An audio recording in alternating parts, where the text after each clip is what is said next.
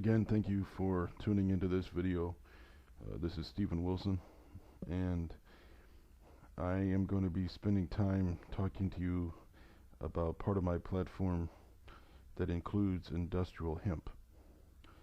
To begin, let's just go through a real quick introduction. First of all, industrial hemp is identified as the plant family Cannabis sativa L. Industrial hemp can grow to a height of 11 to 15 feet. Currently, it is cultivated in over 30 countries. The seed to harvest time for industrial hemp is 100 to 120 days. Industrial hemp is identified as a green crop because of the fact that it requires no pesticide or herbicide. The industrial hemp plant already has its own immune system to fungus and insect infestation. Primary cropland is not necessary because of the fact that the plant is quite hardy. It can grow in less than desirable locations. It also aids in decreasing topsoil erosion, and currently it is in close to 1,100 subcategories of commerce in regards to trade.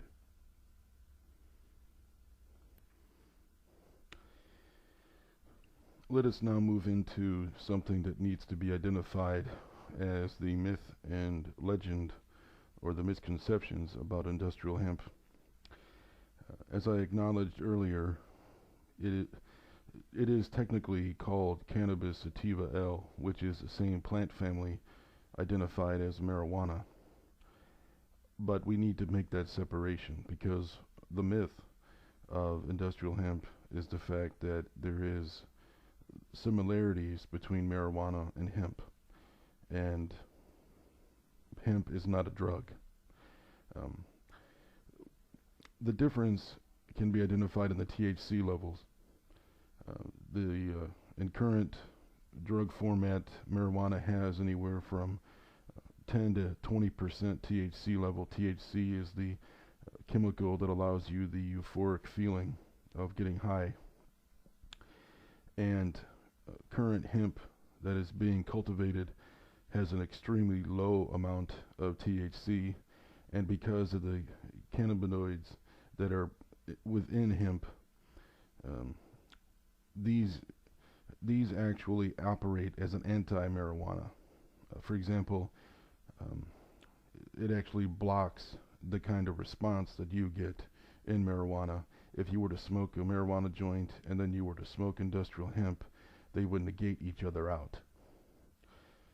Again, the actual family is the same thing. The Cannabis sativa L is the same family as marijuana, but their characteristics biochemically are also matched to those things physically.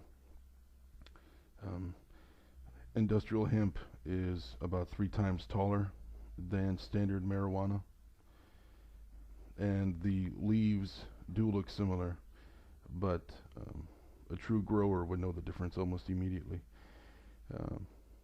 Another myth is the fact that industrial hemp can grow anywhere, and that's not true.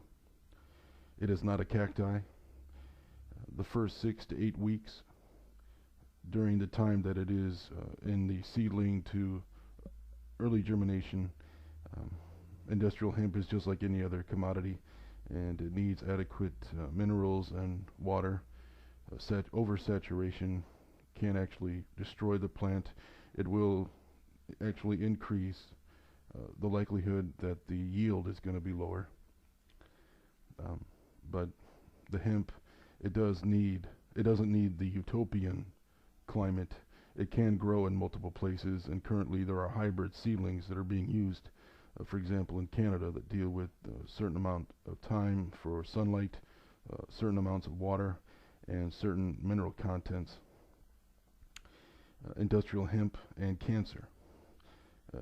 Industrial hemp cannot cure cancer. There is no empirical data the cannabidiol that is being tested against Alzheimer's and things like that.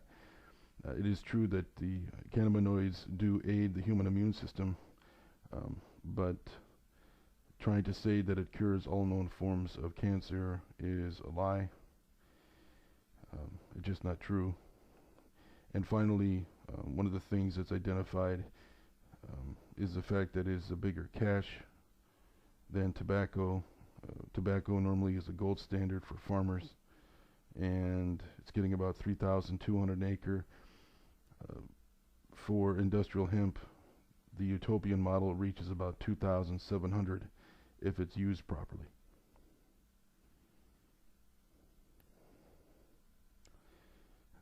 Let us now start dealing with the history of industrial hemp. Well, the short history of it. Industrial hemp has been identified for over 1,000 years as a viable crop.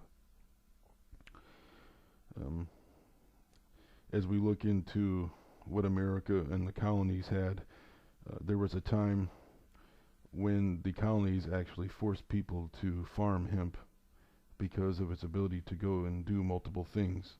At this point in time, about 90% of all known paper was made from hemp, and most sails or canvas for shipping came from hemp, and also a lot of the industrial sized rope that was used for shipping came from industrial hemp.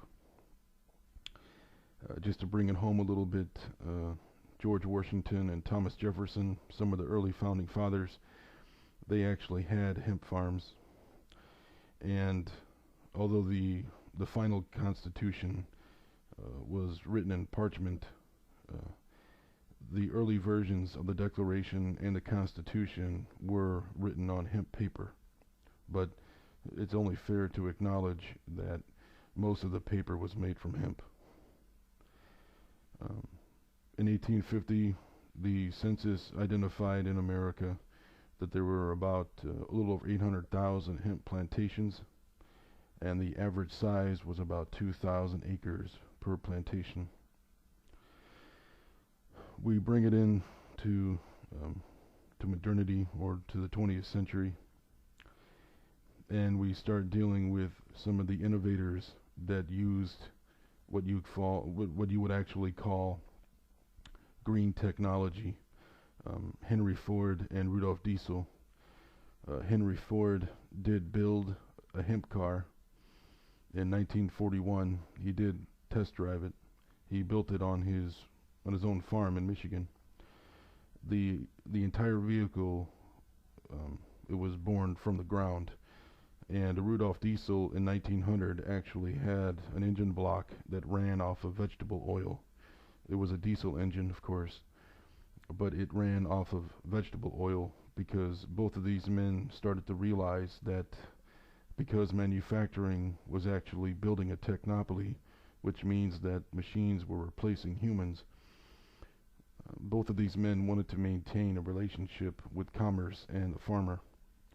And they knew that they would be able to do that if they guaranteed some kind of connection to the commodities and the raw materials that they could get from the farmer, and to make sure that they had a market persona.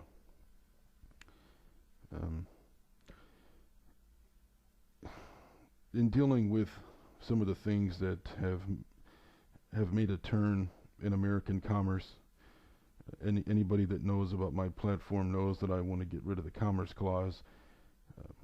I'm not real big on conspiracy. Most of the people that are in the cannabis and hemp movement identify DuPont and Hearst as a major problem.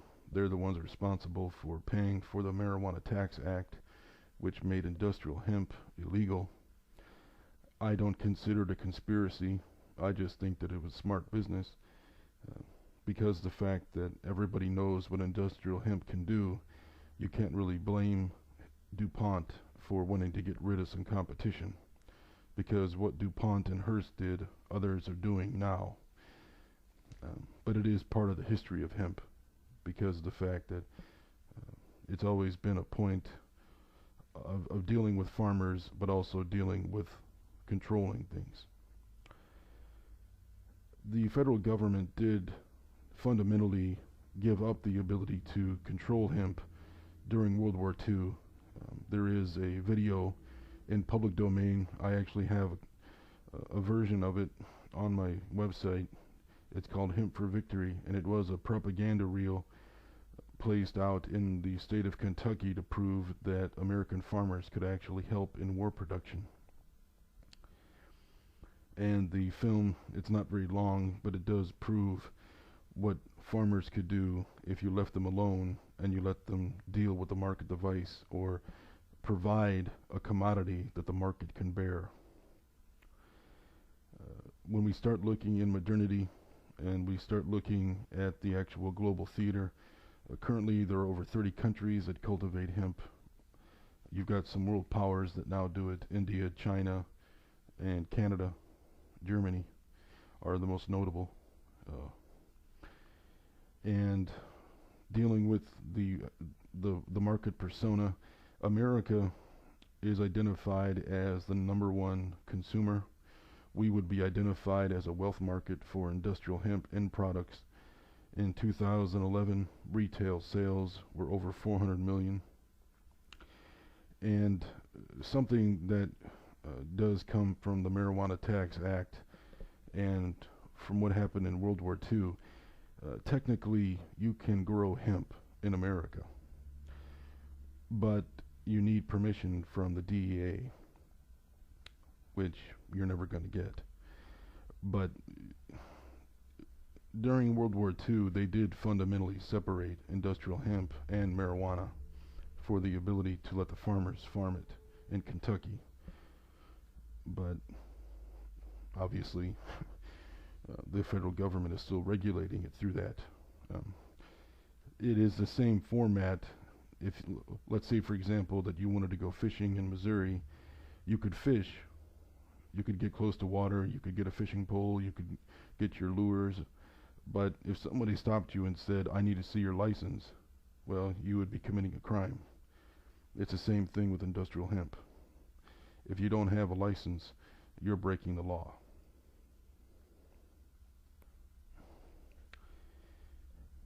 Now let us turn our attention to dealing with the macroeconomic formatting for industrial hemp.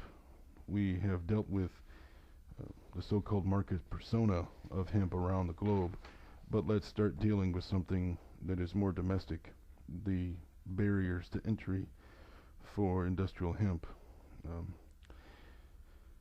I have been fighting for industrial hemp for over 15 years and in multiple states. Obviously the misinformation is going to be there, but when you're talking about the dangers of the Commerce Clause, when you're talking about the so-called DuPont conspiracy, this is just about being able to control the market device. Everybody knows what industrial hemp can do. Everybody knows it. But that's why you can't get hold of it. But we have to be able to pay attention to the applied science of the Commerce Clause. We have to be able to look at K Street and Congress, and we have to be able to look at the federal government and see what it does when it starts to play around with the market. Industrial hemp has enemies, and these would be identified. They're in no particular order. These are just identified as the things that have been that I have seen industrial hemp deal with in the past few decades. The prison and police unions, police departments, that's local and federal, alcohol companies, drug rehabilitation networks, pharmaceutical companies, and subcategories of commerce wherein industrial hemp end products could actually enter and cause a problem for their market share. I understand that it's bad karma to berate people that are in uniform, but we need to be open and honest about this, and we need to have a discussion about it. The police unions and the prison unions are not going to release that.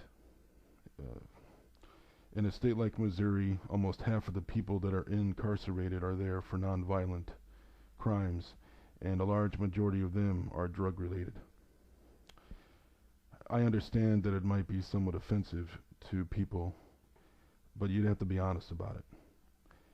Drug reform is about money.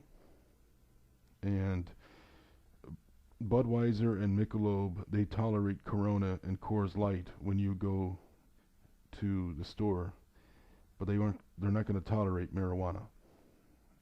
And the federal government refuses to separate cannabis and industrial hemp. So industrial hemp is always guilty by association, and we need to be open and honest about that.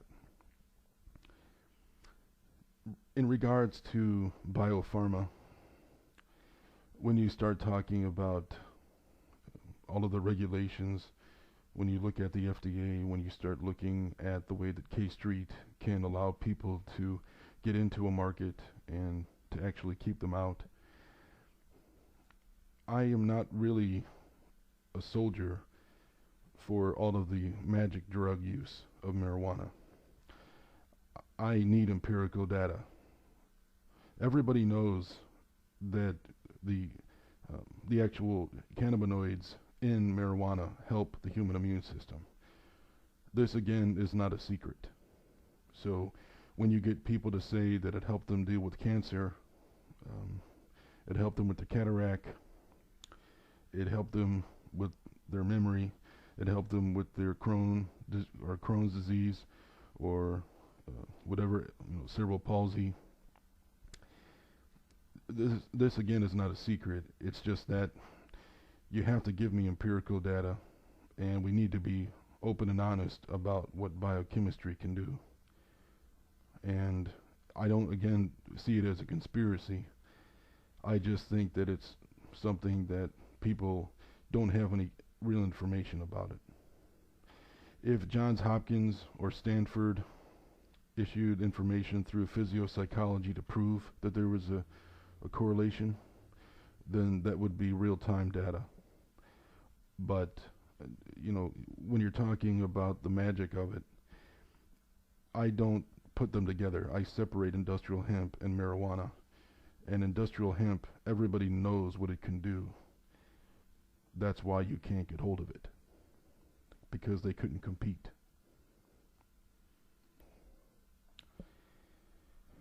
And we're going to close this video out talking about what industrial hemp looks like today, what it's doing, where it's being played, where it's actually making an impact. Industrial hemp in modernity is identified in the Genesis primer of the Triple F: fiber, food, and fuel. This is normally associated with construction material, grocery or food production, automotive, and to a certain extent, fuel. In regards to the fuel, I just want to get that out of the way first, because I think that it is a waste of time to start talking about energy until it's been proven to be cost beneficial. But in regards to our federal government, in 2004, the USDA did actually experiment with sun hemp and cowpea, and that experiment did prove that they could get about 4.5 tons of hemp and cowpea per acre, and that produced about 80 gigajoules of power, which would be equivalent to about 620 gallons of fuel. But again, there is no empirical data, there is no CBA that's been proven that industrial hemp can right now even engage coal or nuclear. So for the ending of this video, we're going to be dealing with the two subcategories of commerce that industrial hemp is currently in and growing.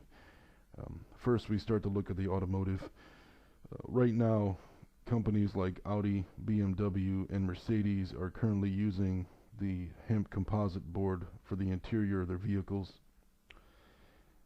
There is a car company in Canada called Motive. They have a vehicle called the Kestrel. It is a full-bore electric automobile. Theoretically, it will leave a zero fingerprint on the planet. And the British Motor Company does have a green vehicle as well called the Lotus Elite. Um, Obviously, these things are in other countries outside of America, because one of the things that we have to acknowledge with American engineering is that they cannot get anywhere near the Germanic lean function or the Asian lean function that we have seen out of Japan or Germany, respectively. Just to give you an indication about what the Kestrel, if you were to put it into a comparison rationale, if we look at the green vehicles, we look at the Ford Fusion. If we look at the total poundage, that vehicle weighs 3,700 pounds. The Kestrel is going to weigh 2,500 pounds. So when we start to say that electric vehicles are not viable because of the inertia and because of the physics required to move that kind of vehicle with a power source, that always seems inadequate, because when you do your market deliverables, what is the number one thing that people say about their electric car? It doesn't have any power. Americans, they prefer to squeal tires. They're not really interested in anything else. And for the Kestrel, this is a huge get, because it allowed engineering to go to a place where the lack of power can be negated if you actually lower the amount of weight that need to be put in motion, and the Kestrel has done that. When we start talking about grocery, just industrial hemp is, well, the actual plant is broken into two separate areas. It's got seed, and then it's got the fiber. Whole Foods, Trader Joe's, and other independent groceries, they have a plethora of hemp products that they use. The actual hemp itself goes into multiple subcategories of commerce. It's in well over, I believe it's now 1,100 subcategories, going from shampoo and soap all the way to hemp ice cream. It's got cereal, bread. It's all over the place in regards to the grocery, and that's really because in the Canadian model, in Canada, they have a logistical supply chain that's built for what you would call hemp seed centric. When you go over to the Eurozone, Germany is trying to facilitate a business model that takes advantage of both the seed oil and the bast and herd fibers. The bast and herd fibers are the ones that are used in the automobile production. And finally, you've got a few organizations that help promote it in commerce. The two big ones are the Canadian Hemp Trade Alliance and the European Industrial Hemp Association. Two of the lesser known ones is the International Hemp Association and the Hemp Industries Association. The Canadian model is the one that is being pushed the most. Germany is now working with the Chinese to streamline their own hemp production.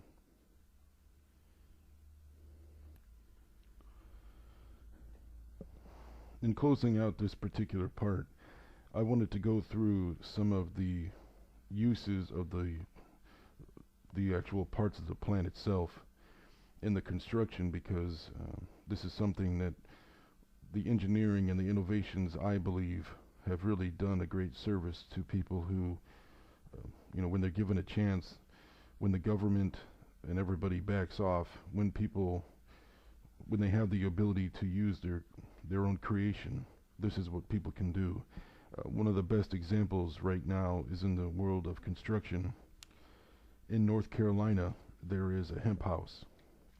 Now, this is the closest thing that we now have to what is called a greenhouse. Hempcrete, I believe, is somewhat of a miracle, because it combines lime and industrial hemp, and it does use polymer binders, but basically what it is you could actually put that into a wall and it breathes. By that I mean, in life, water is extremely important. In construction, water brings death. Any homeowner knows what happens when water gets through windows, or if there are leaks from your gutters or things like that. Homes after about 20 years always get checked out for mold and fungi. Well, hempcrete actually lets air pass through it, which means if there is any kind of moisture, it's going to evaporate through natural law. And fundamentally, you could take hempcrete out of the wall and put it in the middle of a field, and if you left it alone, in about 3 years, it would go back to its natural state, even with the polymers, because lime and hemp come from Mother Nature. Theoretically, there would be no fingerprint. And one of the things that I wanted to do was to explain the parts of the, just real quick, parts of the plant that are being used in commerce. As I mentioned before, it breaks into two different categories: the seed and the actual stalk or the fiber. The stalk itself is broken into bast and hurd. The bast is used in cordage, carpeting, and canvas. It is the reason that you can get those composite sheeting for the automobiles. The hurd fiber is used in fiberboard, hempcrete, insulation. Poland took them about 2 years to get their facilities in place, but Poland does produce hemp insulation. You can also use the hurd for animal bedding and mulch and chemical absorbent. Obviously, you can use it for paper, printing, packaging. It can replace cardboard. And of course, we talked about the energy, hemp diesel, and biofuel. The hemp seed can be used for bread and cereal. The hemp nut. Hemp oil can be used for margarines and salads. It can be used in body care for soap, shampoo, or cosmetics. The technical or industrial can be used for paint, varnish, ink, and lubricants for machinery. So industrial hemp has been able to be innovated and go into multiple subcategories of commerce. So there is no doubt that industrial hemp has the ability to sustain itself if the market were left alone.